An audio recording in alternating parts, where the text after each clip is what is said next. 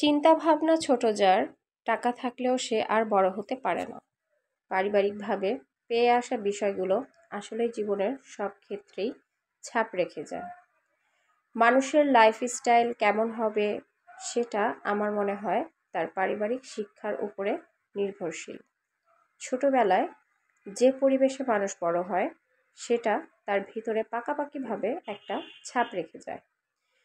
আমি এমন অনেক ফ্যামিলি দেখেছি যাদের উপার্জন মাসে 2 থেকে 3 লক্ষ টাকা, কিন্তু থাকেন একেবারে খুবচি বাসায়। ভালো একটা বাসা থাকা ওনাদের কাছে অপচয়। ভালো একটা বাসায় থাকলে যে মন মানসিকতা ভালো থাকে এইটা ওনারা মানবেন না।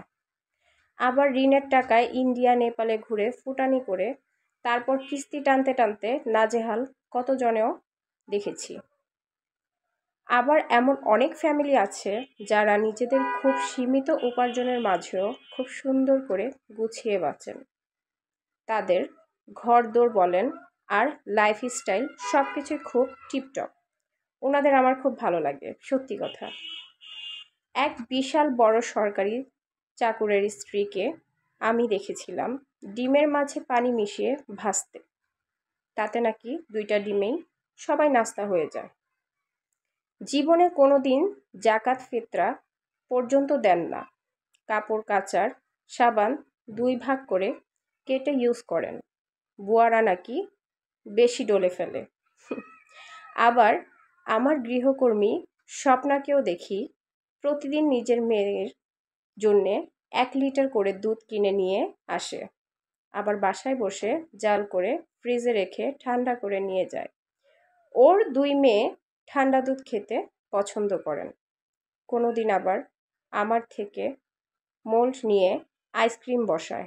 নিজের বাসায় মুরগি কাটলে একসাথে কয়েকদিনের পা গিলা জমিয়ে আমার কুকুরদের রান্না দিয়ে দেয়। স্বপ্না ঢাকায় হয়তো গৃহকর্মী, কিন্তু নিজের গ্রামে সে ভালো পরিবারের কন্যা। সেইটাই তার লাইফস্টাইলে বোঝা যায়। ওরা কোনো বস্তিতেও থাকে না। আরও 2টা পরিবারের সাথে মিলে কলাবাগান ফার্স্ট লেনে ফ্ল্যাট বাসা ভাড়া করে 30,000 টাকা দিয়ে। 3 ফ্যামিলির 3 রুম। জিজ্ঞেস করলে হেসে বলে, মেয়েটাকে মানুষ করতে গেলে ভালো জায়গায় থাকা লাগে আপা। লোকে ঠিকই বলে টাকা থাকলেই রুচি থাকে না, টাকা থাকলেই সুখ থাকে না, এবং ব্যবহারই বংশের পরিচয়। আমার দাদি বলতেন, ভালো মন্দ খাইতে আত্মা লাগে, অন্যের পাতে ভাত বাড়তে গুর্দা লাগে। ভদ্রমহিলা মনে হয় ঠিকই বলতেন। আচ্ছা, যাই হোক, এটা আমার কথা না, আমার লেখা না।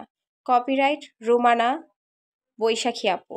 টাকা থাকলেই রুচি এবং ভদ্রতা থাকে না। ওনার কথার সাথে আমার কথা একদম মিলে গেছে।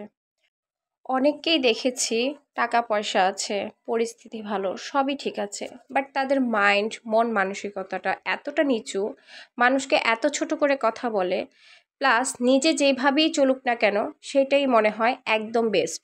তার কোনো ভুলই হয়নি, তার লাইফস্টাইলটাই খুবই ভালো। আমি দেখাচ্ছি আমার আছে, যেটাকে ইংরেজি ভাষায় বলা হয় শো অফ। আচ্ছা, যাই হোক, শো অফ করা ভালো, বাট শো অফের কিছু লিমিট থাকে, সেটা ক্রস করে ফেললে একদমই ভালো না। তো যাই হোক, গল্পটা বা কথাটা কেমন লেগেছে অবশ্যই আমাকে কমেন্ট বক্সে জানাবেন। আমার কাছে ভালো লেগেছে তাই আপনাদের কাছে শেয়ার করলাম। এবং আজকের আবহাওয়া মানে বৃষ্টির ওয়েদারটা আপনাদের কাছে কেমন লাগছে সেটাও জানাবেন।